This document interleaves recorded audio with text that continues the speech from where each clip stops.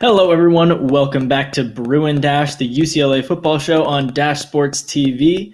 My name is Sam Connon. I'm one of your hosts, joined once again by Jack Perez. Jack, how are you doing today? I'm doing great, Sam. I got contacts finally, so now I can see clearly. I don't have to squint every time I'm looking anywhere further than 5 feet. It's going great right now. How are you doing today? I'm doing pretty well. When we're running the treadmill earlier, I'm not wearing contacts, but I'm glad you have them. It's a big step for you. So today we are talking Pac-12 football. What is the deal there? A lot of conflicting reports, a lot of drama. So a lot to break down on that front. And then more NFL games yesterday, tonight. A lot of UCLA guys out there again. Jack and I are going to break down who could be next after this will be. And then we'll also be talking Dorian Thomas Robinson, his place in the Pac-12 in the country as a quarterback. I know I've been very opinionated about that, so we'll break that down. If you have any thoughts or questions about any of those, please leave a question. We'll try to get to all of them if you guys are willing to participate. But first off, Jack, Pac-12. It looked like they were going to announce a return at the end of last week. They had a CEO's meeting on Friday. They were potentially ready to announce on Saturday, but it didn't work out. There are reports from the Mercury News, LA Times, The Athletic that are going in all sorts of different directions. But just your takeaways, Jack, do you think that the Pac-12 can return to football this fall and really finish out on this? I mean, I've said it before. I'll say it again. Pac-12 shouldn't return this fall. You got the prime opportunity in spring to be the only conference playing. You don't have a system in place where you're really set for now. You're going to try to make up everything on the fly. I don't think you should return. Now, can they return? Yes. Obviously, they have a new sponsorship with Quidel, who's providing them with quick acting tests that should be able to prevent a lot of the infection. But as we've seen time and time again, under Larry Scott's leadership, the Pac-12 is scrambling. They're in last again. Now, while I think they shouldn't have come back, and I thought that was a smart decision at the time, if they are going to make the decision to come back, they should have had a plan for this when they first decided everything should have been canceled. They shouldn't have said, oh, that's it, we're done. Everything's gone. We won't even worry about maybe trying to come back. They always should have been looking for the earliest possible return date. I believe UCLA and Stanford were two of the main culprits that people were pointing out might not be ready to come back so early. But we've seen Ben Bolch from the LA Times and numerous others say that UCLA would be ready to practice. And the last real holdup is the Bay Area health officials that haven't given Stanford and Cal the clearance yet. Even so, anything more than an October 31st return is out of the question right now for the Pac-12. They can't do it earlier than that. And even after that, why would you want to return? You're not getting into the college football playoffs after this, not after other teams have 10, 11 games to prove themselves. I don't know, Sam, what are you thinking here? Do you think they could even come back? I think it's inevitable. They're going to come back. But like you said, there's been a lot of drama. It hasn't been the cleanest way to do it. Obviously, not a good look for Larry Scott in the Pac-12. Just institutionally, it's a mess. We've known that for years, really. But this has been one of the instances that has showed that. I will say, though, as much as I would have liked the Pac-12 to have a plan, even when they said they canceled their season, you look at the Big Ten, and you were one of the many people who was criticizing the Big Ten, saying, oh, they're leaving the door open. That's not fair. They can't do that to fans and players because that's just going to incite conflict and argument and strikes and riots, and it did. And then the Big Ten, once they got their daily testing, they were ready to go, and they had a plan in place. So are you saying that you would have rather had all that drama and conflict that the Big Ten had in the Pac-12? Because you're the one earlier who said that wasn't the case, that you don't want that. So do you want them to have a plan and maybe make some people upset and cause a lot of confusion like happened in the Big Ten? Or do you want them to take their time? I'm not saying taking their time was best, but I think that some people just kind of have to see that this is a pandemic and stuff's going to happen. There's a difference between having a plan ready in case things change and publicly teasing people along. You're the Big Ten. You're getting calls from the president saying, hey, maybe we should come back. You're getting athletic directors, head coaches saying, we didn't vote this way. We want it the opposite way. You got other athletic directors and head coaches saying, no, we can't come back. We're not ready to come back. We've been given this information. The Big Ten wasn't open about everything, about how their science was playing, about their vote. They didn't reveal till a few weeks later that it was an 11-3 vote in favor of postponing the games. The Pac-12 immediately came out and said, we're unanimous. That's fine. But they didn't even have in private, they didn't even have a plan in place to come back in case the public shifted, in case all the coaches, in case all the presidents in the universities wanted to come back. The Big Ten publicly did all this, and it wasn't a good thing. I don't think it was a good thing. You should have just privately, Larry Scott, a few athletic directors, a few presidents gone together, cobbled something together that they could have kept in-house so that when this inevitably happened, because a lot of people felt this was inevitable, you could just throw it out there like, boom, we have this plan. Larry Scott finally looks prepared. The Pac-12 is looking good. They're going to have an October 24th restart. They're going to be 7 games in, have a conference championship, have a chance to play for the college football playoff. While the Big Ten was scrambling over there, they had a couple separate meetings. They weren't able to just, put out a plan, a schedule right away. They had to wait a few days for that, that's fine. It's nice to just get things out of the way, I guess, like, hey, we're coming back, and hey, here's the schedule, teasing it along, having your head coaches go on to ESPN to talk about the new schedule. But it would have been really nice if the Pac-12 just said, boom, here you go. We're back, baby. The Big Ten shouldn't have done it the way they did. The Pac-12 initially did it the right way, but they screwed it up later on. That's what I'm trying to get across here. I think someone in the Pac-12 should have had the foresight to come up with a plan, but it looks like not a single person did. Yeah, you've got the right idea, but you're talking about things kind of in an ideal sense where the Pac-12 couldn't just come back with one swift announcement and say, we're back, this is the day we're starting, because their situation was so different than the Big Ten. The reason the Big Ten wasn't playing was because the Big Ten said you can't play.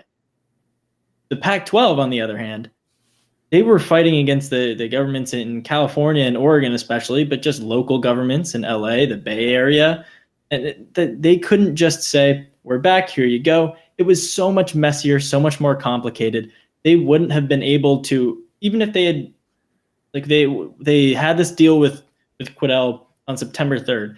The next day they came out and announced we're going to play this fall. They wouldn't have been able to do October 24th. That was never in the question just because of the difference in the situation between the Big Ten and the Pac-12. So while I think it's been messy and poorly handled for sure, that's just kind of a given in the Pac-12 with Larry Scott. If they're still starting by October 31st, it is what it is. They couldn't have done much better, and I'm not blaming them for starting that late. I get that you want to get more games in before the college football playoff. You want to show off that your teams are still relevant. But you can't get all of these teams back on the field by October 24th, and that was never really in the cards for them. But it seemed like it could have been. As soon as Larry Scott was putting out there publicly, hey, maybe we're coming back. You know what Gavin Newsom did? He said, there's nothing in our rule books that stand in your way, go for it. As soon as UCLA and USC were asking, LA County officials were like, yeah, you're going to make us money? That's awesome. The only hangup right now has been the Bay Area officials. Oregon's governor, Oregon officials within the Eugene and Corvallis areas were saying, yeah, let's do this. Let's get back to it. I don't understand why they weren't asking earlier, why they weren't in constant communication with Gavin Newsom, with county officials saying, when can we do this? When can we do this? When can we do this? Because it seems like as soon as they punted it away, they were just done with everything. They didn't want to even have a look at coming back. I agree that there should have been in more communication. It was very evident that they weren't, based on all of the public drama that happened towards the end of last week, especially with Gavin Newsom and Larry Scott.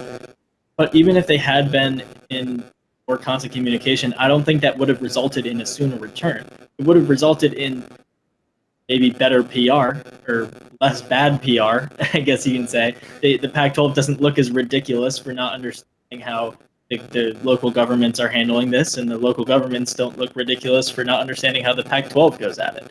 So it would have made people look better if they had been more constant communication, but I don't think that would have resulted in getting back on the field any earlier. So Jack, I'll pose this question for you. Let's say, in my opinion, it's probably 50-50 right now if they start October 31st and November 7th. If they start November 7th, they can only get in that 6 games, and then the 7th being the Pac-12 championship and other consolation games. Do you think the Pac-12 could have a representative in the college football playoff? Oh, yes. Especially if the Big Ten doesn't come out swinging out of the gates. Ohio State, Michigan fumbles 1 or 2 games out of there. Penn State's not looking as sharp. Wisconsin doesn't look as good. I could see an Oregon slipping in there. Maybe a surprise team like a USC, UCLA, Arizona's. It's a wild year. Maybe Alabama trips up. Maybe Alabama has a COVID infection that wrecks 2 of the games. Well, they're out of the conversation. Same with maybe LSU, Clemson. It's really a wild card year, and with only 6 games and a potential 7th where you'll look good on a national stage, any Pac-12 team that goes 7-0 should be in that conversation. Do you believe the same? Yeah, I would like to think that, but I don't think it's the case.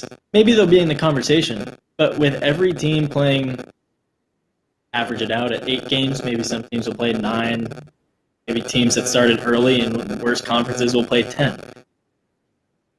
Who has a better chance of getting in, a 9-0, let's say Miami, or a 7-0 Oregon?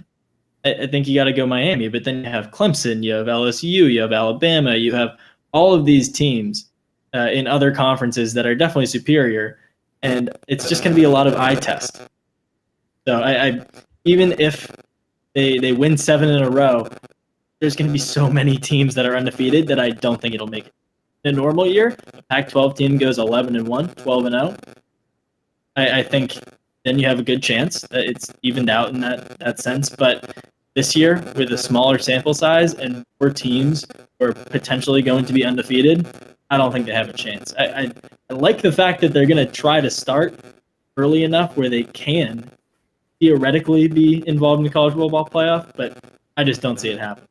Yeah. Someone in the We chat have said, a question. Oh, yeah. I'll Go go for ahead it. and say, Sam, thank you. Odds that a non-Power 5 makes it to the playoff much higher now, in my opinion. Yeah, it is much higher now. It's gone from 0% chance to a 0.1% chance. No way anyone on that board ever puts in a non-Power 5 team because they only care about one thing, and that's money. And the way you get money is exposure. I feel bad for UCF. They probably should have made it a couple years ago. Unfortunately, it's rigged against them. They don't play in a Power 5 conference, which even if maybe the AAC is stronger than a Pac-12 or a Big 12 in some years, they'll never see it that way. No one on that board will ever see it that way, and they'll never keep out any of the big guys for a smaller team. Yeah, I mean, you have let's say UCF goes undefeated. Are they going to get in over, is a 9-0 UCF team going to get in over a 7-0 Oregon team? No. An 8-0 Clemson team? There's no way. With a shorter season, no big non-conference match. There's going to be more undefeated teams, and even though the smaller conferences would have played more games in the Pac-12, it still is just not going to be enough because there's going to be so many teams that are undefeated with a smaller sample size, so many teams that look great and amazing from top to bottom. So in theory, yeah, I think maybe, like you said, it raises it just a fraction of a percent, but I don't think we'll be seeing UTEP or UCF in the college football playoff anytime soon. Then moving on to our next segment, we were saying earlier, a lot more Bruins in the NFL yesterday. Joshua Kelly stepping up again, getting over 100 yards from scrimmage. We love seeing that. Devin Asiasi, maybe not too many snaps for the Patriots, and then Darnay Holmes taking snaps again for the Giants. Those are the 3 guys who were drafted from UCLA last year. But looking forward to 2021, whenever the draft will be, if it'll be in person, virtual. There might be some UCLA guys hearing their names called again. So, Jack, who do you think on this year's team has the highest ceiling as an NFL prospect moving forward? It's got to be running back / wide receiver Demetric Felton. He started as a wide receiver at UCLA, moved towards more running back last year. That change of pace back when Josh Kelly is there. This dude is great, and he's got one thing that the NFL is really moving towards, and that's quickness. This dude can catch the ball out of the backfield. He can run out of the slot. He can even play wide in a pinch. I wouldn't play him out there too often, but as maybe a third down back in passing situations, send him deep, man. Just get him the ball. He's quick. He's agile. He's elusive. And NFL teams are really moving towards backs that can catch the ball as teams move to more passing, as they understand that the passing game is a lot more important than the rushing games now. I mean, you're seeing running backs go down left and right, and they're being replaced by just no-name guys almost some of the time. And then you see guys like Josh Kelly obviously getting a spot on the Chargers, but he's not in every down back right now. So a guy like Demetric Felton could fill that specialty role, that third down role. What about you, Sam? Who you got going high? I would go for Osa Odigizua, his name's been thrown out there a lot, just because, I mean, you look at his size. He has NFL size already. He's 6'2", 280 pounds. He's going to be really experienced by the time he gets to the NFL, once he finishes up this season for UCLA. You just look at his growth, his development. In 2017 to 2018 to 2019, his total tackles for losses, and sacks have gone up every single season. I don't think it's that far-fetched that they go up again. This past year, really making the move from defensive end to defensive tackle. There's a bit of that in 2018 when Azenaro and Kelly first came in, but last year he really established himself as more of an interior defensive lineman. Gets 46 tackles, 10 for a loss, and 3.5 sacks. 3.5 sacks as a college defensive tackle is great. 10 tackles for loss, another really good stat. And then 46 tackles, it just shows he's really good in the run game. He can get into the backfield, but then he's not a negative when it comes to pass rush either. He can be out there for all types of downs. He's big enough where you can take on those guards, those centers, and then he's also athletic enough where he can just kind of use his defensive end skills that he had before to kind of hit these guys with swim moves, get to the quarterback. I think he's a very well-rounded NFL prospect who's maybe not amazing at one thing, but he's really good and consistent. And I think that will cause NFL teams to look his way when it comes to the draft next spring. That's a great pick. Let me throw out a wild card here. He's no longer technically a UCLA player, but Jake Byrne, now at Baylor, but spent the past few years at UCLA, is probably the top guy that Chip Kelly has had, at least, from last year's team. Probably the best draft prospect from last year. I mean, this dude can do everything on the offensive line. He's probably going to be either an offensive tackle or offensive guard once he gets into the league. He was the go-to guy. He should have stayed at UCLA. Unfortunately, wanted to chase playing time, which understandable, especially when it looked like the Pac-12 had no plan. But he's probably the best future Bruin in the NFL. I mean, now he's a Bear, but we can still claim him for a little bit. We can still claim as part of his development into the NFL. I think offensive linemen are so important now. I mean, they've always been important, but they're even more important as the passing game gets more and more developed. A guy like Jake Byrne will be huge for any NFL team that drafts him. Yeah, I think Burton's really good. He's a veteran. He's consistent, and UCLA is going to miss him for sure. I don't know if he's a guy who gets drafted next year. I could definitely see him making an NFL roster, but you go back to the 2019 draft after the 2018 season when you had Andre James going from UCLA to the NFL, who was really good at UCLA, but then he doesn't get drafted. Sometimes with those veteran offensive linemen, you maybe sneak into the later rounds, but there are so many junior offensive linemen, whether it's interior or side on the tackles, who go top 10. Those are the guys you see there, and like the big physical freaks with potential. But maybe a fifth-year guy like Burton, who has shown that he's the high floor, but maybe not the highest. So he'll make an NFL practice squad. Maybe he'll be on an active roster. But I don't see him getting picked come next year. I think mean, you look at him, you look at Felton, who could serve roles for sure. I mean, Felton, you were saying, I mean, the NFL now going towards receiving backs, it's kind of overplayed, but it's right. I mean, it's just the narrative that we're going with now. NFL teams, you look at the Austin Ecklers, the James Whites, the guys like McCaffrey or Barkley. Any effective running back in the NFL can catch the ball outside of maybe Derrick Henry.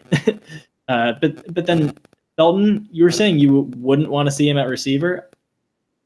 I don't know. I mean, I know his size is more conducive to being a receiving back, but I think he's just so much more effective as a receiver and so much less effective as a runner that it might be too obvious to use as a running back. So if he can kind of diversify his game this year, I think he can be a mid-round NFL draft pick and kind of go to that next level. So even though we saw the explosiveness last year, I don't know if we saw him really take shape as an NFL prospect yet.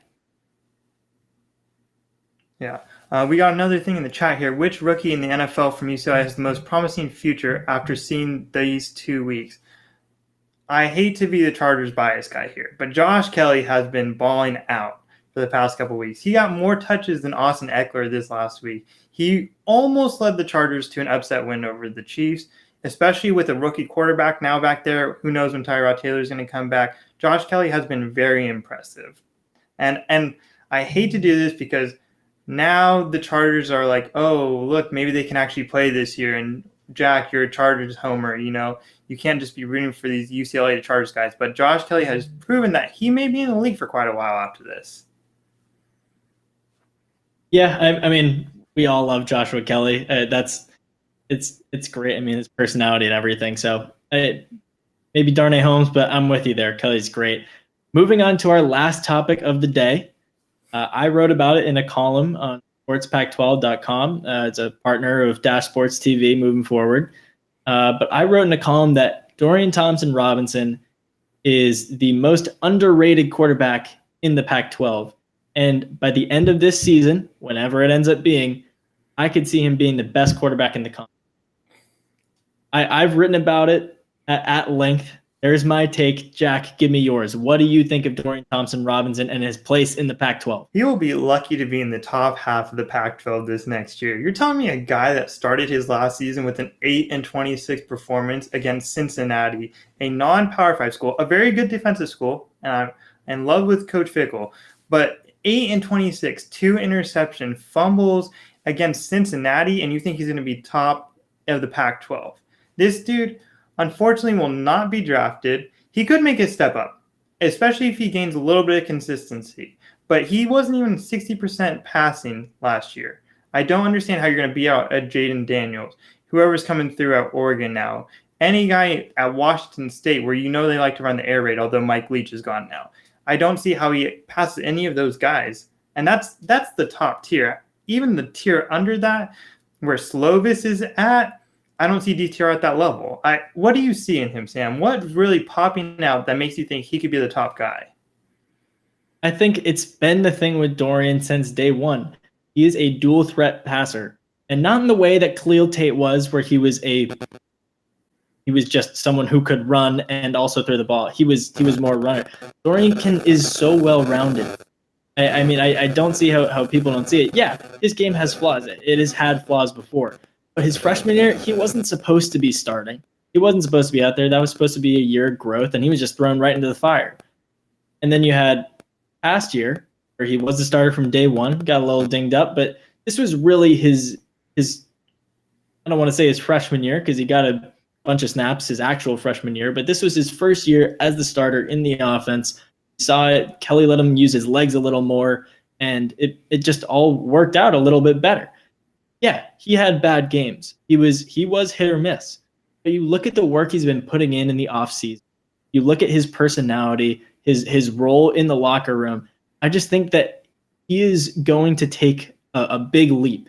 And the thing is, we should see that big leap coming. It shouldn't be that crazy to predict because we've seen what he can do in the past.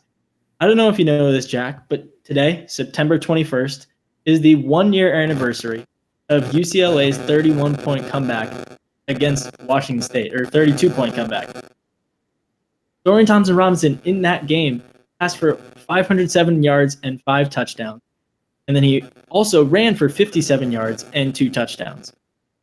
This guy put up 7 touchdowns and led one of the greatest college football comebacks in history. On the road, Pac-12 after dark, it was instantly iconic. And then even after that, he had over 450 total yards against USC. It was an all-right defense. Cal, at the end of the year, not a great all-around game, but he still passed for almost 280 yards. See these flashes with him that he really just needs to work on the consistency and turnovers. And when you hit that junior year, that's when I expect that to happen. So I really see him breaking through and being more consistent across the board and still having those highest highs that he's had in the past. But then also, you look at the Pac-12 quarterbacks. I mean, Anthony Gordon's gone. Montez is gone. You got Slovis coming back, who's great, but you ever heard of a sophomore slump? I mean, you never know. Slovis was great, and he's much more of a pocket passer, not the dual threat that Dorian is. Jaden Daniels, same thing with him. We saw what happened with Khalil Tate at Arizona. Maybe these guys might get figured out. We don't know. So to say that, he wasn't as good as these people last year, therefore he won't be as good this year, is short-sighted. And the Pac-12 quarterbacks, it's almost an entirely new slate outside of DTR, Garbers at Cal, Daniels, and Slovis. So between those 4 who are experienced and coming in ready to kind of take that next step, I think Dorian is the one who can put himself above the rest. But we knew after his freshman year that what he needed to work on was his consistency and turnovers, and that didn't materialize last year. And we can say the same thing after this year. We could say the same thing if he stays for a 4th year. It's his turnovers, it's consistency. Yes, he had a great game against Washington State. Yes, he's had a couple of great games against USC even. That's awesome. But you have to be able to perform week to week. I mean, we saw Frank Reich lead one of the greatest NFL comebacks of all time, but he was a backup quarterback. He wasn't consistent. He wasn't Jim Kelly. Dorian Thompson Robinson has that big play ability. But if he doesn't work on any consistency, if he doesn't work on passing to the guys in the UCLA colors instead of the other team, because I don't know if you remember that first part of that Washington State game, Sam, but DTR didn't do quite as well. It was really after the second quarter, the second half especially, where he started turning it on. But you can't just always be coming from behind. That's not a winning strategy. You have to get ahead in some games. Let your teammates help you out. DTR can't do everything himself. He shouldn't be trying to force things. A lot of his fumbles last year was he was holding on to the ball too long, not taking a slide, not throwing the ball away. He needs to learn to be consistent and prevent turnovers. And we could say that time and time again. And you can say, the leap's coming, the leap's coming, the leap's coming. But we have to see something from him first to actually prove that instead of us just coming here and saying it. Slovis maybe hits the sophomore slump. Jane Daniels maybe hits the sophomore slump. We can't say that right now, though. You don't know that for sure. And if they get better than they already are, they're going to be miles ahead of DTR. He better prove it. But you say we haven't seen anything out of DTR that proves that he can be one of the top guys in the conference, but we've seen it in that Wazoo game. He outplayed Stanford's third string guy in the middle of last year, yeah. But then he comes back, and then Arizona State, he outplays Jaden Daniels. Colorado, he outplays Montez. And yes, Slovis outplayed him last year. But it's not to take away from Dorian's game. They're 2 very different quarterbacks. I think, honestly, Jaden Daniels is good. But by the end of this year, the debate for the top quarterback in the conference will be between Slovis and DTR. And it's going to be tight. But it's just going to be, who do you prefer, the dual threat, pocket passer? They're both really good quarterbacks. Slovis maybe has more of an NFL future. I just think Dorian is the one who can kind of push through and take that next step, especially if he leads UCLA to more wins. I'll give you this. That will be it. That will be it for this week. All right. Go for it. If Dorian Thompson Robinson averages less than 1 turnover per game, I'll eat a shoe. That's how confident I am that he is not fixing the turnover problem yet. Thank you so much for watching and following along, asking questions, everyone. My name is Sam Connon. You can follow me at Sam Connon on Twitter. Jack, you can follow him at Jack C. Perez on Twitter. Thank you for joining me again, Jack. Thanks, Sam. It's always great to be here with you. Love coming out. And then, as we were alluding to before, my column that went up today on Dorian Thomas and Robinson was posted on sportspac12.com. If you're looking for any more Dash Sports written content, all of our columns are going up exclusively on sportspac12.com. You can find links to those articles on our website, as well as clips and full shows from the past on dashsports.tv. You can follow us at dashsportstv on Twitter. Find us on any platform. Thank you for watching. We'll be back next week. Thank you.